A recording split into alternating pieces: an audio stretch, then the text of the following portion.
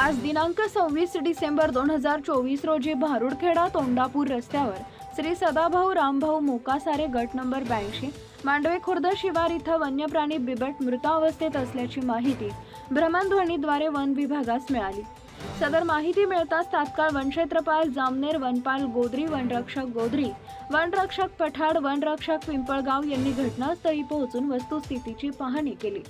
जागेवरून मोक्कास्थळाची पाहणी करून शहानिशा केली असता सदर गट पासून वनक्षेत्र हे 3 ते 4 किलोमीटर अंतरावर असल्याचं निदर्शनास आलं। त्यानंतर मृत बिबटचं शव वन परिक्षेत्र कार्यालय जामनेर इथं आणून वैद्यकीय पशुवैद्यकीय अधिकारी जामनेर संजय खाचने व इतर 2 पशुवैद्यकीय अधिकारी यांचा चमू मार्फत शव विच्छेदन करण्यात आले। वन्यप्राणी बिबट यांचा शव विच्छेदन मानद वन्यजीव रक्षक रवींद्र फालक व वनाधिकारी यांचा संपूर्ण समक्ष करण्यात आले।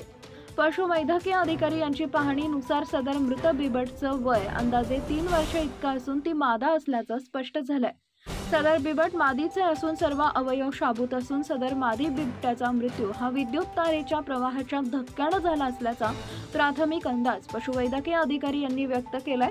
सदर मृत मादी बिबटचे शवविच्छेदन करून न्यायवैद्यक तपासणी करता शरीराच्या विविध अवयवांचे भाग न्यायवैद्यक तपासणी करता पाठवण्यासाठी पशुवैद्यकीय अधिकारी यांच्या मार्फत वेगवेगळ्या बरणीमध्ये सीलबंद करण्यात आलाय। त्यानंतर माननीय सहाय्यक वनरक्षक जळगाव, वन परिक्षेत्र अधिकारी जामनेर, मानद वन्यजीव रक्षक रवींद्र फालक, वनपाल गोद्री, वनपाल जामनेर, वनपाल फतेपूर आणि सर्व क्षेत्रीय कर्मचारी यांच्या समक्ष अग्निदाह देऊन वन परिक्षेत्र कार्यालयाच्या परिसरामध्ये दहन करण्यात आले।